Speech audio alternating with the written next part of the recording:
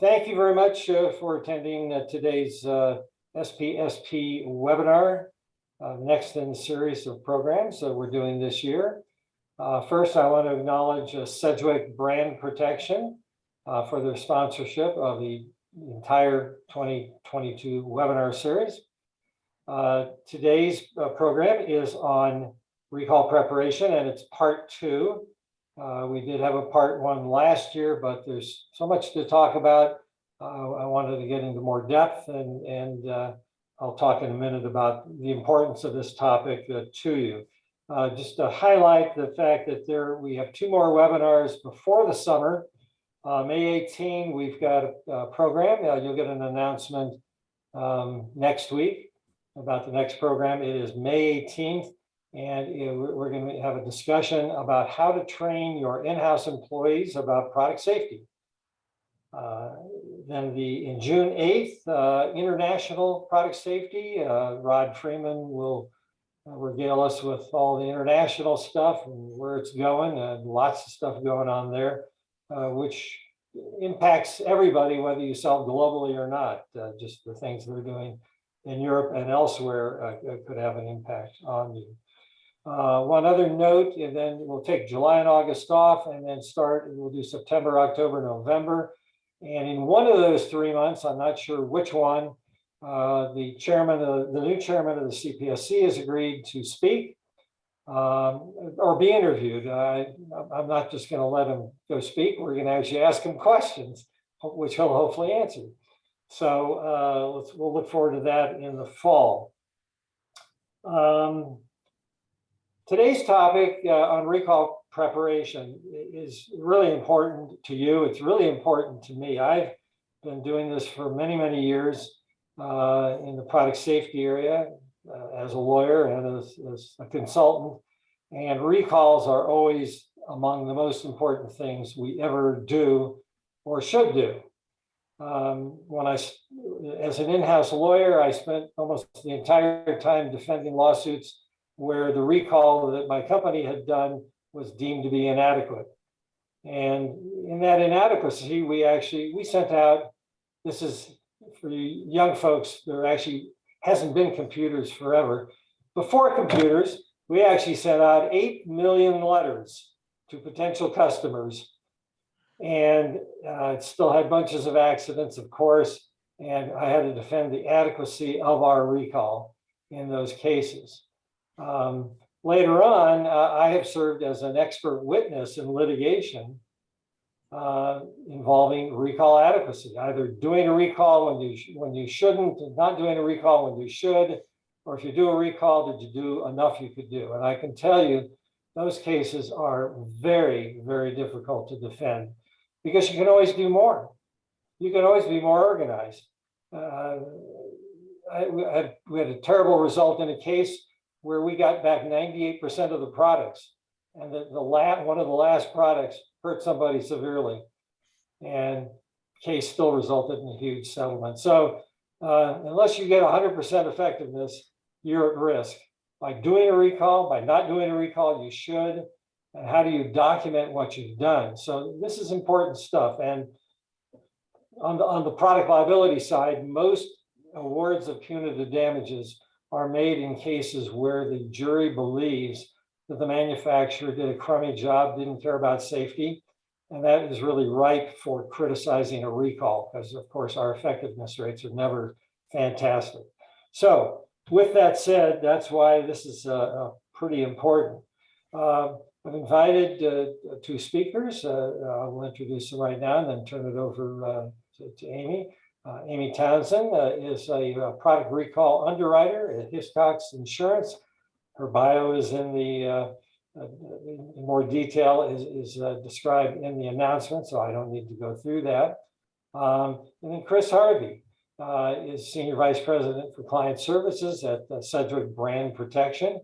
Chris has been doing recalls for almost as long as I have, maybe not quite as long, but a long time. And Sedgwick is really very organized and knowledgeable about what works and what doesn't work. And that's what you should be interested in. What's working, what's out there, what's available to help you set up a program, what are the key points to consider. Now, whether you're going to buy recall insurance or not, and Amy will talk about recall insurance, but she's also going to talk about what insurance companies think are important in a company being prepared to do a recall. Now, so whether you buy recall insurance or not, Amy's got a lot of really good knowledge about things that she thinks are important and how things work in companies or should work in companies, the successes or failures companies have had. So, whether you buy insurance or not, I think her knowledge about, from an underwriter's standpoint, is extremely valuable in trying to help you decide what do you need to do, which could include recall insurance or maybe not, depending on your evaluation of the risk. Okay, after the program, we will post these slides. We will post a YouTube video, I think, of this presentation. And we will post a bunch of documents, which actually have come out or we've been made aware of recently, which will give you some guidance on recall preparation. Some out of Europe, some out of US government agencies, some out of consultants. So there's a variety of stuff. So you can kind of one-stop shopping. You can go to our website under the archive webinar series and find the material on this webinar, and we'll put a bunch of stuff there that relate to the subject. We won't have time to talk about them today, really in any detail, but they will be there for your reference. Okay, with that in mind, let me, you saw our speakers, but I have a slide here showing our pictures anyway, so I think you saw us in person, so it looks just like us, doesn't it? Okay, and sorry, I should have punched this out. So Amy's going to start off talking about recall insurance. Chris is going to then talk about recall plans, and Amy will chime in on that, and then Amy will talk about what insurance companies look for in recall plans. So that's our agenda, and so why don't we get started? And I will turn it over to Amy. Thanks, Ken. Hi, everyone. So what is product recall insurance? At Hiscox, we underwrite a range of different industries for their product recall and product contamination exposure, including food and beverage, automotive, pharmaceuticals, consumer goods, a whole wide host of industries. Every business that manufactures and distributes products has a product recall exposure. They can happen for any reason and caused by all manner of circumstances. If something goes wrong, manufacturers can face a very costly bill to not only put the problem right, but also to return to business as usual. The financial impact of a recall can be crippling, and if it's perceived by the public to have been handled badly, the brand damage can be irreparable in some cases. A recall policy will provide protection for the business and is meant to be there for those sort of catastrophe covers. It's a safety triggered and government ordered recall policy for manufacturers, distributors, retailers. It's designed to protect a company's balance sheet and their brand and reputation following a recall event. So it's triggered by a product defect that has caused or is likely to cause bodily injury or property damage. It covers the first-party costs related to a recall that are excluded in most liability covers, and also provides critical consultant support at a time when the insured most needs it. Crisis consultants are provided with each policy. This is not something that is just specific to Hiscox, but just generally. And those consultants are available for pre-incident and incident response services. And clients are provided with 24/7 hotline number to be called in the event an incident arises, and the consultants will guide them through handling the recall if needed. So this could include things like the recall logistics, testing of products, communicating with regulators and customers, and PR communications. It's a condition on most policies that the insured must call the crisis consultants within 48 hours upon discovery of circumstances, and they can offer immediate assistance to limit the impact to customers, as well as the insured's business and their own customers too.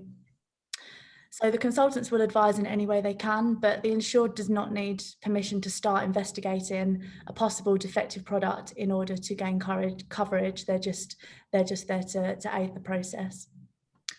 So if we can go to the next slide, please, Ken. Thank you. So the two basic triggers, as I mentioned, are bodily injury and property damage, both following an error in the design or manufacturing process. So policy is triggered when there's a defective product that has or is likely to cause bodily injury or property damage. There's usually an extended trigger for government recalls, and that includes recalls that are classed by the CPSC as Class A or Class B recalls within the US, or outside of the US deemed by a competent authority that the product has or is likely to cause bodily injury. And when we're covering food and drink products, it's the same. So it's the FDA Class 1 and Class 2 recalls that are covered. Malicious product tampering is usually included, which covers a loss that has happened following an actual or alleged malicious tampering. So this is quite rare in comparison to a product defect or a government recall, but it's most commonly linked to a disgruntled employee or customer who wants to target your business. So these can be very costly actually, and the recall exposures can be higher due to the lack of certainty as to how much product is defective and should be recalled. Product extortion trigger, that's usually included as well as a standard. This covers the costs related to a threat of a malicious product tampering event. So the threat must allege a defect of the product that would cause bodily injury. And this is where the crisis consultants can play a really valuable role in these claims. There's sometimes an option to extend the policy to include third-party loss costs, which covers the insured for all of their contractual requirements to customers relating to the loss, such as their customer loss of profit. So your customer has a downturn in sales, loses profit because of your product being defective, then that will pick up their costs. Moving on to costs that are covered. So I must caveat with all of this that this is very general and it would all depend on which insurance carrier you buy from as to what's included, but these are just typical costs that you would probably see. So pre-recall expenses. When the insured discovers a potential incident or error that's likely to give rise to a loss, it's important that they make the right decisions when it comes to recalling. So working out what products do they need to recall and how far back they need to recall. You recall too little and run the risk of harming customers with defective products that are still in circulation, but then recall too much and run the risk of much higher costs than required and potentially not being covered under the policy. These pre-recall expenses, this could include costs involved in extensive testing and examination of the products. And again, crisis consultants will be on hand and available to assist in this process if needed. The recall costs, so these are the first-party recall costs for replacing defective stock, disposing or destroying it, restocking retailers' shelves with new stock, the cost of employing people to handle the recall, advertising costs, whether it's by printed advertising, television announcements, electronic announcements, push notifications, that sort of thing, as well as the correspondence necessary to effect the recall.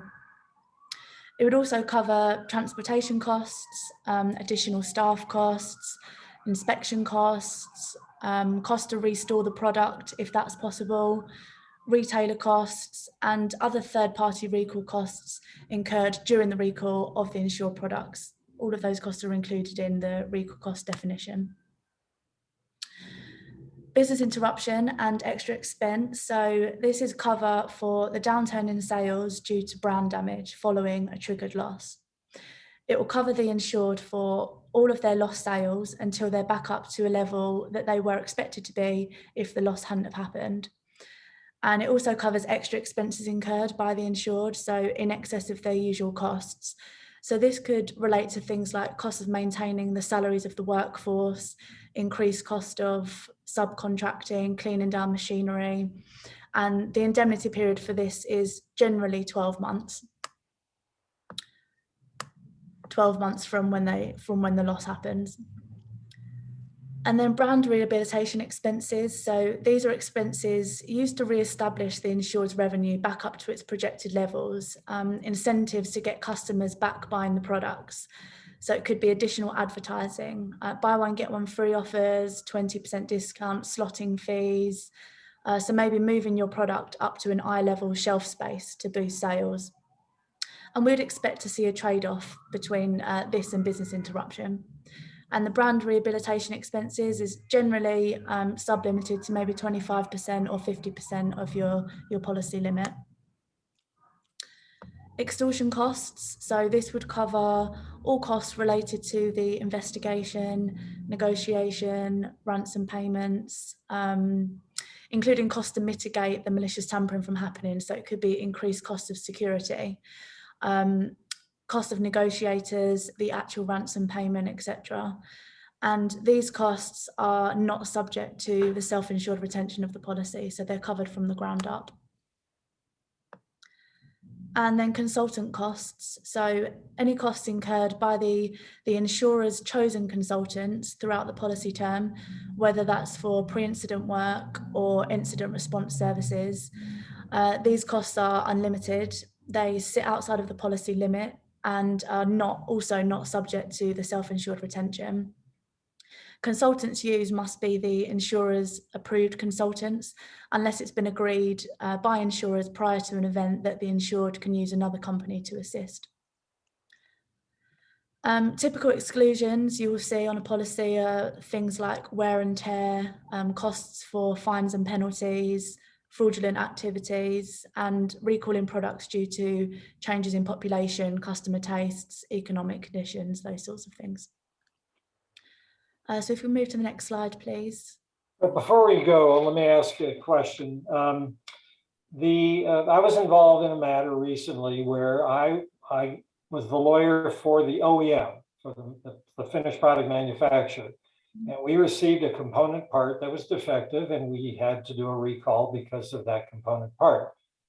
The component part supplier had recall insurance, and we submitted our expenses, including mine, to the recall insurance company of the supplier. So would the recall insurance company, whether you're insured as a component supplier or an OEM, would it cover expenses from parties who are not the insured? So it would cover so anything third-party recall costs would be covered under the policy. So anything that your customer's customer suffered to get that product out of the consumer sphere would be covered. They would be classed as third-party recall costs, and they're covered under the recall definition of the policy. So all of the first-party recall costs that I mentioned, so transportation costs, accommodation costs for investigators, that sort of thing, that would be passed back or could be passed back to the supplier that has the insurance, because it would be your defective part has caused your customer to incur those costs to get your part out of the out of circulation. Okay, now I serve as a loss control consultant on recall policies, so I'm the one who gets the hotline calls, or I've made those on behalf of a variety of insurance companies. Those who do that, if you have recall insurance, make sure you understand who that consultant is representing and who are they talking to, because I have to tell them that I'm not the insured's attorney, I'm the insurance company's attorney, and I'm getting confidential information, but it is not attorney-client privilege because you're not my client. So they're giving me information on what happened that caused or potentially could cause a recall. I report to the insurance company to assure them that what you're doing as the insured is adequate to minimize risk and you're doing the right things. So, but I'm reporting to them. So in effect, that information, whatever you provide me, is not going to be confidential. Now, it is possible, because Amy, you said that the pre-recall, recall costs could also be covered. And so, pre-incident, And so if I am advising an insured in that area, then I am their attorney, and what they tell me is attorney-client privilege, and I can't tell the insurance company. So you want to be careful. You know who you're talking to, who do they represent? If they are an attorney, is it privileged or not? Are there documents or information you're giving that you want to be careful about? And certainly if you have product liability cases or expect to have them, you want to be real careful about that, because you don't want to create some documentation that's not privileged that then winds up being given to the plaintiff's attorney in a lawsuit. Yeah, and the pre-incident services that the consultants that they do. So generally what happens is a percentage of your premium that you pay for the insurance policy will be or can be reimbursed back to you. It's normally something like 5% of the net premium. And you can use that money on pre-incident services with the crisis consultant. So they could come in and I don't know, do a mock recall with you. They could redo or have a look at all your recall plans, or they could just generally just do whatever you want that could potentially mitigate, if there was a recall, it could mitigate the size of the loss. And anything that those consultants work with the client on incident is all confidential. So unless something really good comes out of it and the insured wants to tell the insurance company, you know, we were best in class for this and the crisis consultants came in and they were really impressed, great. But otherwise they don't have to tell us anything. It works in our benefit because the consultants are working on behalf of the insured in that case and are advising on improvements they can make, in which case if there was a loss, then the size of the loss would probably be limited because of the advice the consultants have given. So that's all confidential. Yeah, well, and there's a difference between business confidential information or trade secrets and information that is subject to attorney-client privilege. So in a lawsuit, they can get confidential information with a protective order. So you still want to be careful, even if you know it's confidential. One other thing is that there are some insurance companies that will provide up to 15% of the premium for these pre-incident services. And these pre-incident services are exactly what we're talking about today in the sense of recall preparation. I mean, is there anything more related to recall insurance than, hey, we want to be prepared so we can do the best job we can with the least cost. So insurance companies are certainly not going to frown on you using your money basically to help prepare for that recall. Okay, anyway, I'll stop there. I'll go to the next slide. There we go. Yeah, so moving on to a recall policy versus a liability policy. There's a common misconception that companies believe they have adequate cover for their recall exposure sometimes within their GL policy. But the reality is that the two policies fill in the gaps for each other. So a recall policy is there for your first party costs and liability policy there for your third party costs. Now, again, I must caveat this with this is very general. I'm not a liability underwriter and there may be some exceptions out there, but sort of generally. A product liability claim is generally triggered by actual bodily injury or property damage, whereas a product recall claim can be triggered by actual or impending bodily injury or property damage. So the risk just has to be there. It doesn't have to have happened. Most liability policies will include a blanket exclusion for product recalls, but they may include a small sublimit for very minimal cover. Now, this would usually include recall expenses only. So the logistics of getting your product out of the public sphere is generally a very small sublimit, maybe 50, 100 grand. There's no cover for the physical or chemical analysis of product to establish cover. No inspection costs, no third-party recall costs, for your business interruption, replacement of the products, rehab expenses, slot-in fees, extortion, malicious tampering, the list goes on. There may be some consultant costs covered in a liability policy, so I've been told, but probably sublimited and with no incident response cover to help post-loss. So cover is generally not comprehensive enough and limits not adequate enough either. Typical limits that we would see in the recall space can range I'd say typically from $1 million to maybe $25 million, but we sometimes see 50 million, 100 million plus towers, depending on the size of the company that we're insuring. Self-insured retentions also have a wide range depending on many factors, but they could start at, say, $10,000, but they could also be in the millions. It really depends on the demographics of the company we're insuring. That's that for that one. Thanks, Ken. Okay, great. Well, we'll turn it over to Chris to talk about recall plans.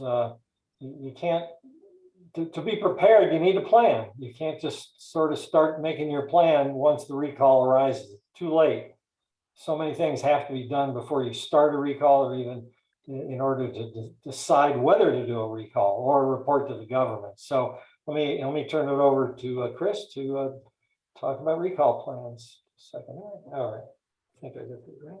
If you go back one, I think. Sorry about that. I pressed twice. There we go. Okay. Okay. Yes. Thank you, Ken. So just wanted to start with who should have a recall plan, and honestly, everyone throughout the supply chain. Granted, suppliers, distributors, the scale of that plan may not be as robust or equal to manufacturers, OEMs, retailers, but they definitely need a process in place to follow when there is an issue.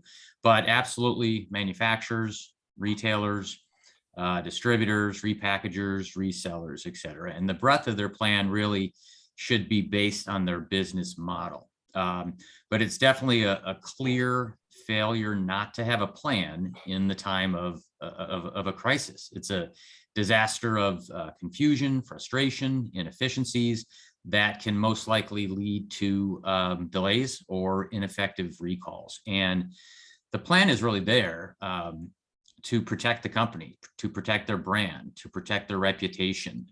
Regulatory compliance is a big part of that, but also reducing risk to the public if there is a hazardous product out there in the marketplace, which will reduce liability issues as well.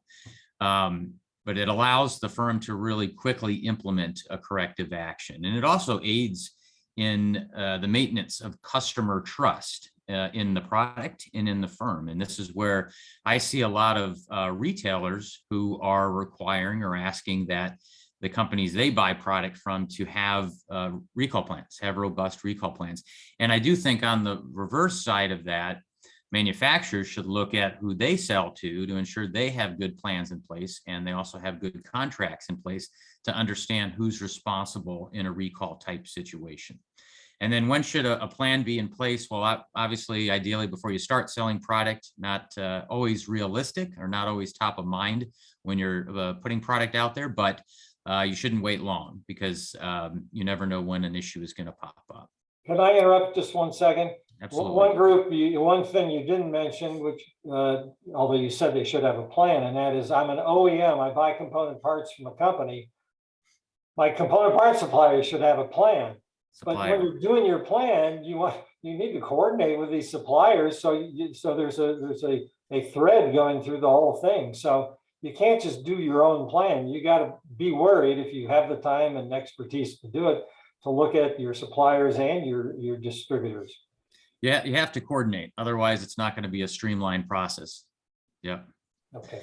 All right. So next slide. What is the biggest mistake companies make with their recall plan that I see?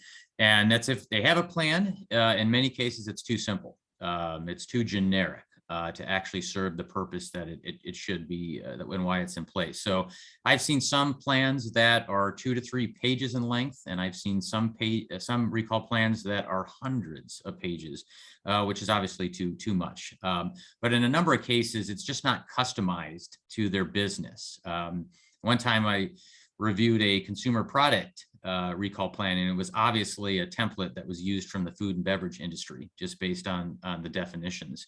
So, it has to be really customized. And when you think of that, you have to think about what's the intent of the plan. And it really, in a crisis situation, it's their playbook. It's the instruction manual and a guide to overcome this particular crisis. So it really does have to be customized based on the company's current business model, the products that they sell, and the current environment that we're in today as well. So companies should factor in what are their most likely recall scenarios that they're going to be hit with.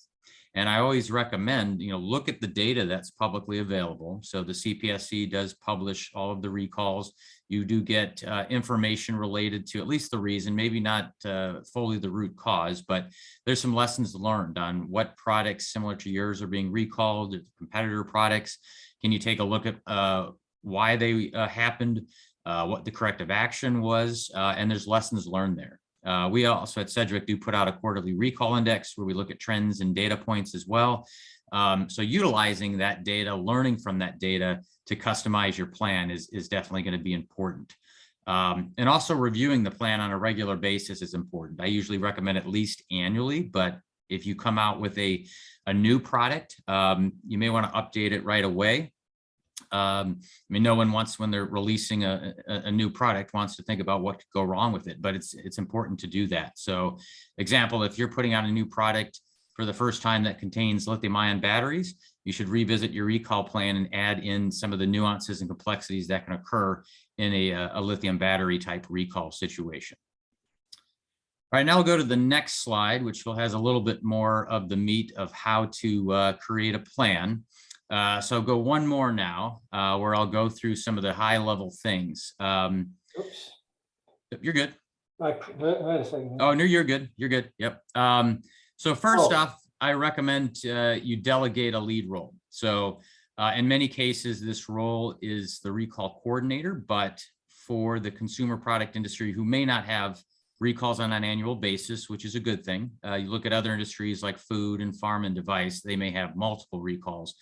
But in the consumer product industry, you may not have someone that's designated as a recall coordinator. So someone might get picked out of regulatory or quality or maybe legal to take action, but you're wanting to designate someone who's going to really be the quarterback to pull together the team to put the plan in place. Normally, I recommend someone with managerial skills to be able to do that, that's familiar with most of the aspects of the company's operation, as well as their quality control processes. And the plan really should address the full scope of the company's business. So you also want to look at and identify other departments that might be involved in a recall situation, who's going to play a part in that. Pull them in because they're going to have key intel and be part of that team that helps develop the recall plan. A lot of times, again, it's quality, it's legal, supply chain, client services, sales. Always be careful with sales, IT, and then it could have different members of the senior leadership as well. And again, needs to be comprehensive based on your organizational type, so that could depend on a lot of things based on the products that you sell, the volumes that you distribute.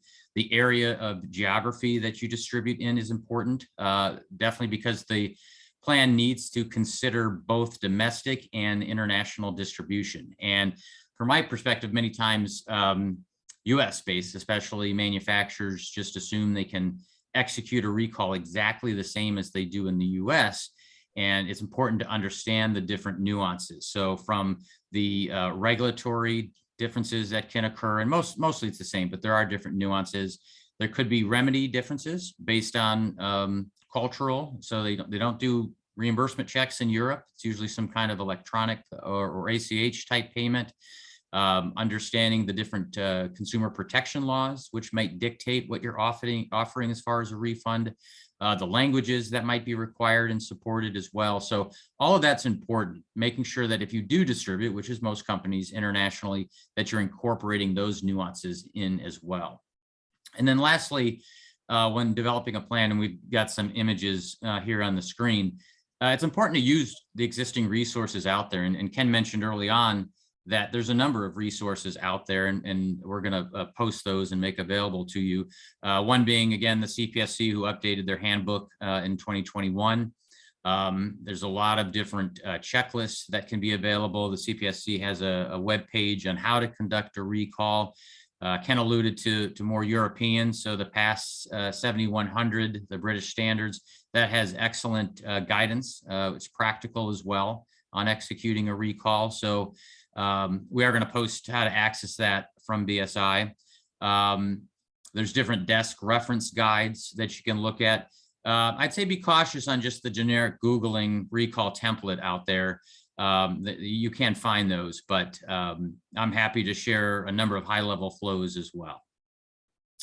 All right, if we go to the next slide, I did want to just show a table of contents in a recall plan. And this is going to differ from company to company, but I tried to list out here the main areas that I see in most recall plans. So obviously the purpose, which is obvious, the scope, and that should really outline, who the plan applies to and altogether what's it trying to do.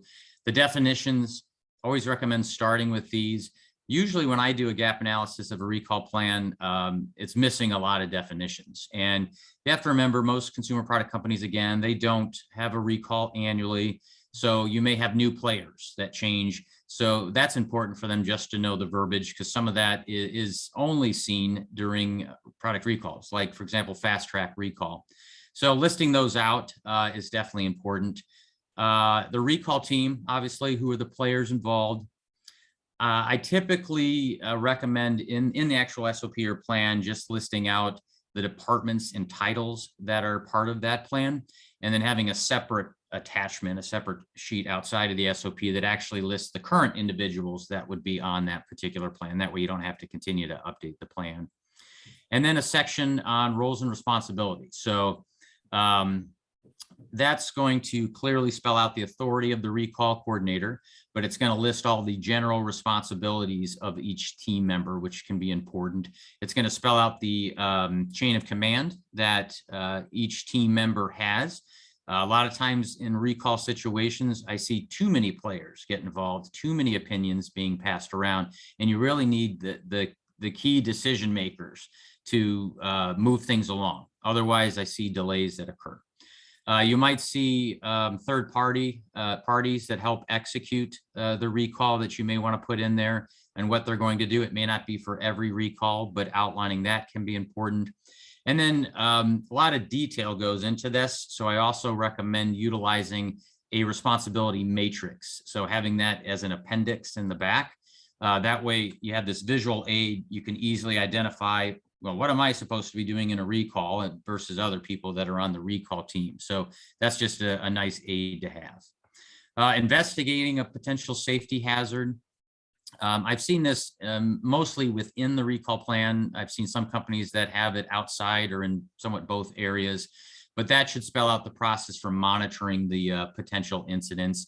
And that really does start with understanding the different paths that incidences and reports can come through. So it's a lot of data to review, a lot of data to analyze. I know some companies do struggle with this, and it's important to map that out. I recommend flowing that out, but could be direct from consumer complaints that call in. It could be something on social media. It could be something directly from the CPSC. The supplier could have some results or testing that may have been done as well. So understanding how these are coming in, so you can look at your risk assessment and determine, how is this happening? How often is this happening? Is this a violation? Is this a defect? Is this a substantial product hazard? Which all goes into your decision to recall.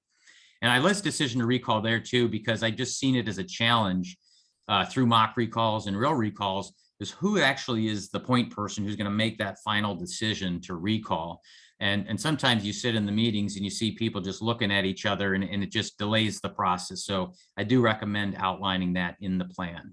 Chris, let me interrupt. On investigating, that's really important. We're getting information from all over the place, all over the world.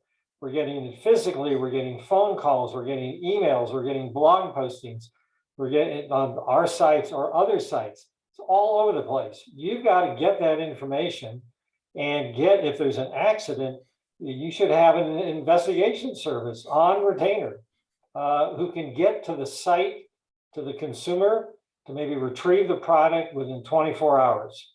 Before it's thrown away or disassembled or something like that. So having an ability to instantly or very quickly investigate, get the information about a problem and investigate it is really a big key to then being able to make the correct decision. Absolutely. I mean, just avoiding brand damage avoiding bad publicity, but also avoiding civil penalties for failure to report. Very key area. Regulatory reporting. So obviously you need to know when to report, how to report, who to report to within the CPSC or the international competent authorities. You should understand, what they put out as far as guidance to know what their expectations are on recalling firms. And then also identify who's taking lead with talking with the CPSC. Again, could be regulatory, could be some legal, could be outside counsel, but that's important as well to document, especially in the responsibility section. This is an area I don't see too much, but it's helpful, but determining the scope of the recall. And usually for me, this is more of an appendix at the back where you're trying to, you have an issue, but you're trying to put that fence around it, which Amy kind of mentioned, to trying to limit it a bit. So the who, the what, the how of what's going to happen in the recall is going to be important to narrow down the true scope of it and what you might need to do. And that's really important too from an international standpoint, because you might do things slightly different based on the country. And then you're going to need to have outlined the execution and strategy. And in the slide, I'm not going to go into detail on it. I do have the recall life cycle just added in here as an aid, but just making sure that you have an understanding of each step that occurs in a recall, and just somewhat high level understanding of how you might engage based on your different product types or hazards that could occur. So, but remedy, what the remedy is going to be, refund, repair, replacement, recall communication. Just as important as your external recall communication is your internal communication. And I see companies fail at this, which causes a lot of issues. It's very important for the internal teams to be made aware of a recall before it launches, but not really too soon, usually maybe same day or the night before, just so they're equipped with FAQs. And that goes all the way from the front desk to the sales team to customer service. You want to keep it limited at first, a small group, obviously, but make them aware, give them a script, give them FAQs on what they need to do. You don't want the media calling them and having them answer in a way that you don't want. Response management. How are you collecting responses based on that recall website, call center? Are you doing logistics where you're getting the product back? What is that going to look like? Where's the product going to go? Are you looking at third parties to assist with that as well? So outlining that so it helps you think about it when the actual recall hits. Reporting, more so from the monthly progress reports that you might be giving the competent authorities. What does that look like? Terminating a recall, what's the procedure for that? And again, you may terminate it with the CPSC, but you may keep it open for years after. A lot of consumer products don't really have an expiration date. So you may have to figure out how to handle that after you've closed it with the agency. And then last really is doing a look back. And a lot of companies, they just want to, be done with the recall and move on. But it's really important to do a lessons learned on what worked, what didn't go well, what can you change, and so on. So I do recommend that, including that in your actual process of executing a recall. And then next slide, Ken. And then the next slide too is, a lot of these, a lot of the SOPs are lengthy. So if you're bringing new team members in, these are kind of the cheat sheets and the guides that can really help them expedite the process versus reading the 50-page plan. They should know it, they should be familiar with it, but having the flowed out so you have a visual, having links so you don't have to hunt them down again, checklists to make sure that you're covering everything. There's templates for letters and communications. I do have the sample retailer poster. I'm not sure how effective the retailer poster is, but I do still see it occasionally being asked for by the agency. So it's good to have a template for that as well. So next slide. This is, and if anyone wants, I do have some high level flows I'm happy to share, but this slide I won't go to detail on, but it's just good to have as a visual to try as you think about the scope of a recall, what are the various steps? And these all don't always apply, but it's just important to be able to track that you're not missing any of the important steps when you're doing planning. And then next, you've got your recall plan. What's next? So you develop the plan, it's robust, you spelled out everything you need. most companies want to rush to just do a mock recall. And I usually just tell them to hold off right now because most companies will spend more time just trying to figure out what they need to do versus actually doing it and testing the process. So I typically recommend spending some time educating the team, 1 to 2 days, give or take, on the full plan, what they need to know, the background of it. And then once they've done that, they can move to a recall. When they've done that, an additional assessment and so on, it's going to just make for a more impactful mock recall where they actually can execute it and then really start to identify those gaps and deficiencies. So when they do the mock, as close as possible, duplicate the environment for a potential recall and pick a significant product. Don't pick the easiest product out there, the simplest. Pick a challenging one that'll incorporate the entire recall life cycle. And obviously start with something that's going to lead to a recall that's got a defect or a major hazard. A lot of times I just say assume worst case, because that's going to give you the best case scenario there. And then I always say run through the entire process, including every component, every aspect. So from the start all the way through termination of the recall. And again, it just helps familiarize the team and identifies gaps. One common area we always see as an issue in recalls is companies' ability to quickly pull data. They've got a lot of different systems or get data from their downward supply chain. And it just takes a while. And the last thing you want to do is do a recall and figure out the offense is bigger and have to expand on the recall as well. So being able to quickly pull data is important. And again, putting a fence around that. And this is where I would think insurance underwriters are really looking at how quick can they look at the data and put the fence around it to limit the scope. So in a mock, I always highly recommend doing a ship history or pulling distribution reports, using real data, real lots to see how quick you can pull the data, where are the gaps, just in an effort to try and fix that in the heat, for a real recall if that were to actually happen. But that's a key component. And then once you've run that recall, conduct a look back. Again, conduct a review as well. What went well, what you need to change, where's there room for improvement, and et cetera. And go back to your recall plan and make those adjustments. If there's too many gaps, then you may want to run a mock again after you've made some of those adjustments. So a lot of this sounds like a daunting, time-consuming. It's an investment in time and money, but it definitely makes the process much more smooth-lined and streamlined if companies have a proper recall plan and they test the plan. If you're doing training after the plan is developed, or maybe while you're developing the plan, and even if you just talk through, okay, we get a call from a supplier, the product's defect. Okay, what do we do? Who gets contacted? You can talk through the thing. You don't absolutely have to do a simulation. Just talk through it to identify, as Chris said, the gaps or the unclear statements in there, so your team doesn't know what exactly they're supposed to do and when.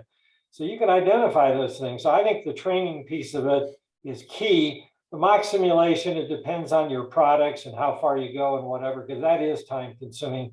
The training can be done fairly quickly, and that's where you would introduce the plan. And remember, you're not just introducing it to people who are going to be directly involved in the recall. You got to really tell everybody, design engineers, customer service, anybody who's going to hear about information in the field, good or bad information that could identify a product safety problem, and do an investigation. So anybody who's even on the periphery of being involved or having information that would help you decide whether to recall a product should be involved in that training. Yep. Okay, let me turn it over to Amy for our last segment here. Okay, the question is, what insurance companies look for in recall preparation? Okay, Amy. Yeah. So a requirement for us to insure a company is that they do have a written recall plan in place. Without one, it's not something that we can really consider. Although we do have consultants in place to aid the recall process, we still need to have a level of comfort that the company has a written procedure to follow in the event of a recall, and so they're not completely unprepared and caught in the headlights. So a copy of the plan is often asked for as part of our underwriting to evidence just how rigorous the procedures are. And things that we look for in a recall plan are how clear the processes are. So we would put ourselves in the shoes of an employee of that company, and in the event of a recall, would we be able to pick up the document and follow the plan to manage the recall effectively? Would we know who to go to and who to speak to and when, and who would we need to notify and within what timeframes? What information would they require? Can we pick it up and run that exercise? Is it, as Chris said, is it customized to that company? Flowcharts are always good to have to demonstrate a start to end plan and shows good supply chain management, references to other SOPs or GMPs, understanding of regulatory requirements, having checklists throughout your recall plan will indicate good preparedness. We ask on our application forms when the recall plan was last reviewed and last updated, and we would expect to see within the last 12 months or at a very maximum the last 2 years. This shows us that the company is keeping up to date with what would be required, any changes in like the regulatory environment, and hopefully the employees are getting updated and having continuous training on the matter. Assigning and naming people for specific tasks and responsibilities within the recall plan. So people have to take ownership, and also so people know who to turn to for those particular tasks. Have you established a recall team, a specific recall team? If you're selling products that are going outside of your home country, so you have multi-territory exposure, have you addressed in the plan how you will deal with the various regulators overseas? Do you know who those regulators are overseas and how will you contact them? Other things we may look at are whether the recall plan addresses and differentiates between a safety issue and a quality issue, as these could provoke very different reactions and outcomes in the process. And just as Chris was saying, we do ask whether mock recalls are performed, and we like that to see this is done at least annually, and it shows us that the company understands the severity of the exposure. And this is something that, as I was mentioning before, crisis consultants that come along with the policy can do these mock recalls, mock simulations with you, and they will, throw curveballs all the time. It's nothing ever is as straightforward as it seems. And we always like to use the famous Mike Tyson quote about that everyone has a plan until they get punched in the face, and I think it's really relevant to a recall plan. So we also asked whether the company has a crisis management plan. This plan should address various crisis scenarios, including natural disasters, terrorism events, cyber hacks, product recalls, and how to effectively respond to and manage internal and external communications in the face of a crisis to not only protect their staff, but also their company brand and reputation. So the first 24, 48 hours of a recall are so critical in how the world perceives you and how you've handled it. And things can move very, very quickly. Someone with no media training could be put in front of a journalist and say the wrong thing, something that is insensitive to customers, for example, and then everyone has lost faith with that brand. And we've seen this happen, and companies haven't recovered because of the brand damage following poorly executed communications. Having electronic traceability systems in place, so having rigorous batch coding, lot coding, electronic traceability procedures, it just leaves less room for human error. You get a much faster response time, more accuracy, hopefully, when nailing down which products are defective and put a fence around them, and which products need to come back. It will say, or it will show how efficiently and accurately can the company trace back affected batches and just recall the ones necessary without having to pull a huge amount of unaffected products. So things like, do you keep track of your distribution records to keep track of where the products are going? How do you go about identifying these? Does the company monitor customer complaints, which could be an indicator of an issue and potentially warranting a recall at some point? Is there a recall notice template ready for use? Immediately you put in what the product is and it can be sent out. All of these things that we look at. We asked to see whether you have any hold harmless agreements in place with suppliers and whether you have rights of subrogation over suppliers and contract manufacturers. We see a lot of issues where our client isn't actually the one at fault, and it's been the fault of a third-party contract manufacturer or a defective supplied component part, but our client has been burdened with the cost of it, maybe because they were the brand owner or they're the last people to have touched the product. So we prefer our clients to have full rights of recourse over their third parties, as it just makes it much easier to subrogate those costs back from the party who is actually at fault and avoid future disputes and potential litigation.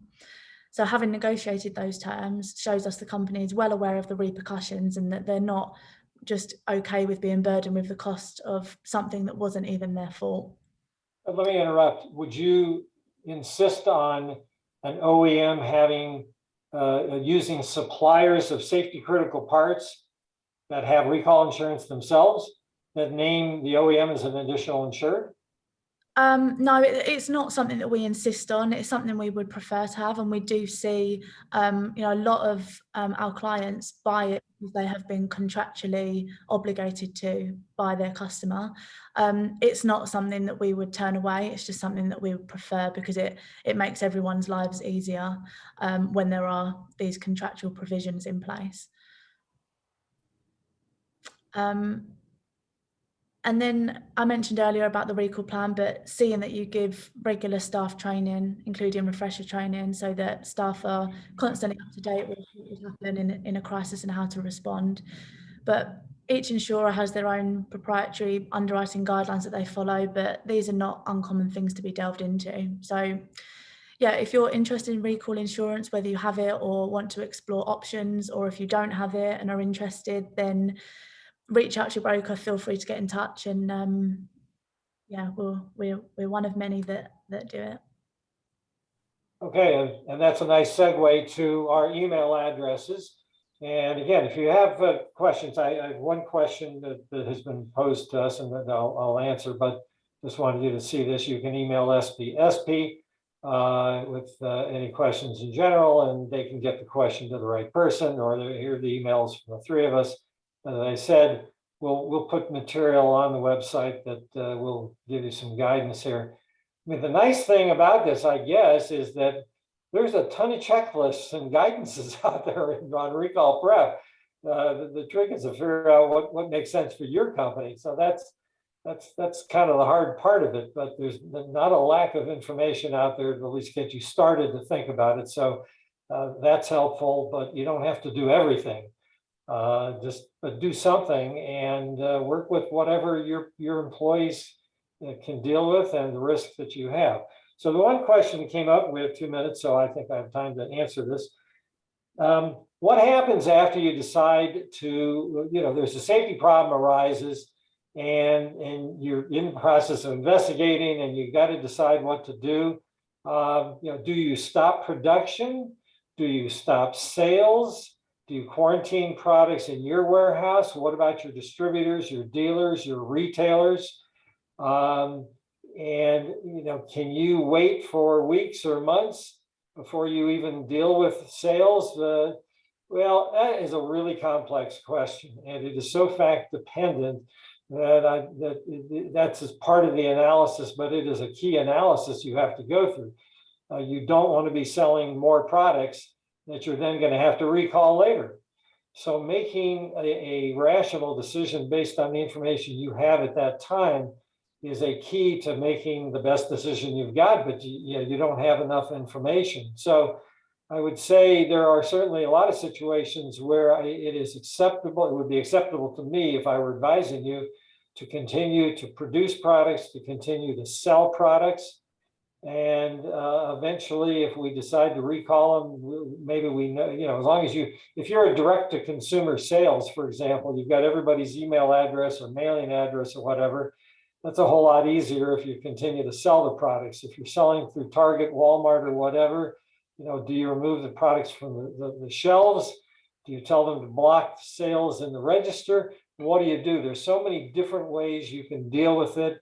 And it all gets back to risk assessment. What is the risk of a future failure and a future injury or damage? and when will that occur? And that's going to drive whichever one you choose.